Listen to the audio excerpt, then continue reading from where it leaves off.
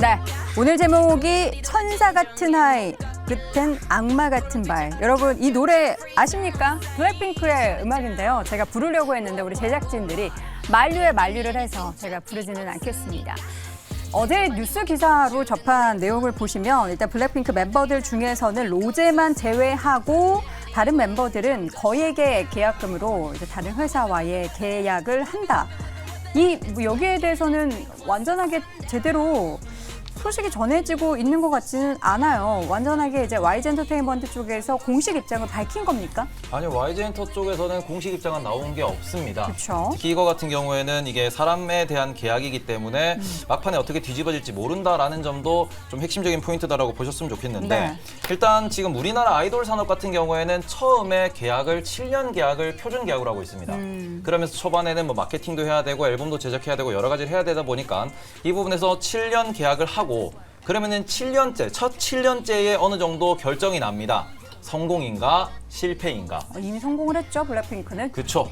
그런 상황에서 아주 글로벌로 성공을 했는데 이번에서 재계약이 나오는데 재계약 같은 경우에 계속해서 올해 초부터 썰이 나왔었고요. 이 누적된 썰이 이번에 터져 나온 것은 한 명만 재계약될 수도 있을 것 같다. 그리고 나머지는 또 개별 또 다른 회사에 또 계약을 해서 다른 회사 소속으로 블랙핑크 활동을 할 수도 있을 것 같다. 네. 요 얘기까지 나오고 있고요. 뭐 일단 그림은 끝까지 그려봐야겠지만 이제 연예계를 은퇴하는 분도 있을 것 같다라는 얘기도 나오고 있습니다. 연예계를 은퇴하는 멤버가 있다고요? 근데 그 부분은 아직까지 썰이긴 한데 이게 그죠? 전 세계에서 제일 돈 많은 집안의 그 아, 남자친구가 아, 그래요? 아, 근데 그럴 수도 있다는 썰이 있어요. 그래요? 썰만. 네. 아, 그래도 은퇴는 하지 말지. 아니 뭐 그런 부분이 좀 본인 많다 직업이 보니. 있어야 되거든요, 자신 있게.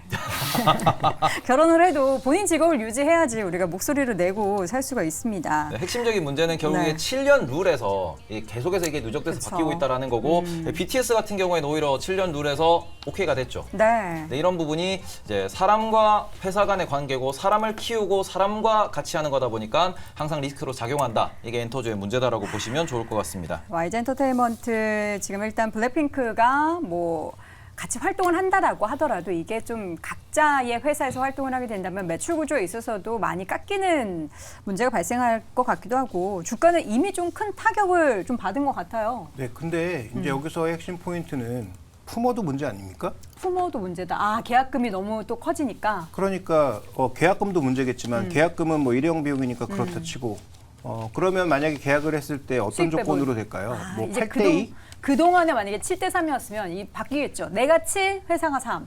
네, 뭐 완전히 뭐 8대2 정도로 바뀌지 않을까 그렇게 그럼요. 생각이 되는데 네. 그렇게 본다면 그 기대 효과가 너무 떨어지잖아요. 그러니까 YG는 지금부터는 베이비몬스터를 빨리 키우는 게 더 낫겠다. 답이 될 것 같습니다. 전 블랙핑크 되게 좋아하는데. 아, 저도 좋아합니다. In your area 해가지고. 안 노래 해주셨으면 건가요? 좋겠습니다. 네. 계속 하시죠. 예.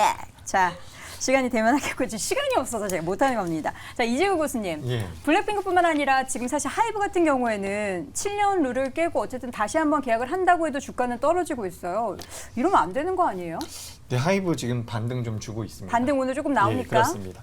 지금 엔터 관련주들 같은 경우는 상반기 때 굉장히 좋은 흐름이 나왔죠. 그리고 이제 하반기로 들어올수록 뭐 신규 아티스트라든지 멤버들 이제 아이돌들이 많이 데뷔를 한다라는 내용들도 있었고 네. 공연에 대한 매출도 많이 매출로 잡힐 것이다라는 이야기들도 있었는데 상반기 때 너무 강하게 올라온 것이 아닌가라고 생각을 하고 있습니다. 그래서 지금 이 엔터 같은 경우도 저 같은 경우는 이제 종합주가지수랑 거의 비슷하게 생각을 하고 있습니다. 뭐 종합주가지수와 연동되는 섹터 자체는 아니지만 네. 지금 종합주가지수를 바라보는 관점과 이 엔터를 바라보는 관점이 좀 비슷해서 말씀을 드려보자면 네.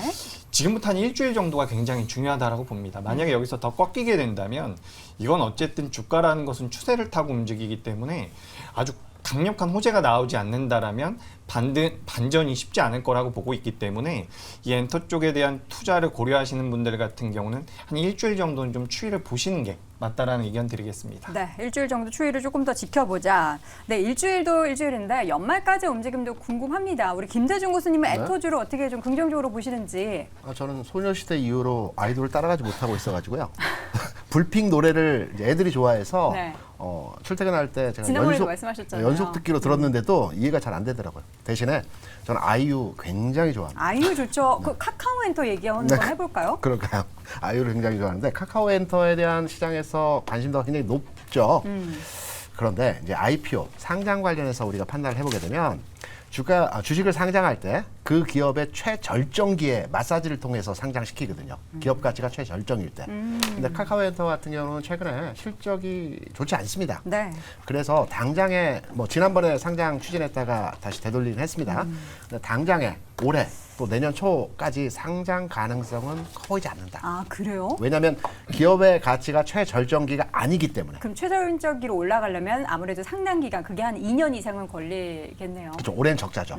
그러면 내년 초까지는 상장은 유원하다. 네. 이렇게 해석을 하고 내년 하반기 정도 돼야 되니까. 최근에 뭐 유재석도 영입하고 많이 영입하고 그쵸, 있습니다. 그쵸. 내년을 대비해서 지금 준비하는 것이 아닌가 이렇게 판단하고 있죠. 알겠습니다. 엔터주 얘기는 이렇게 좀 간단하게만 짚어보도록 하겠고요. 추가적으로 이제 다음 주 일주일 정도 이야기하셨으니까 다음 주에도 관련한 이슈 있으면 확인을 해보도록 하겠습니다. 자, 우리 시청자 고수분들 또 의견 많이 주셨는데요. 박세미 아나운서와 함께 확인해 보시죠.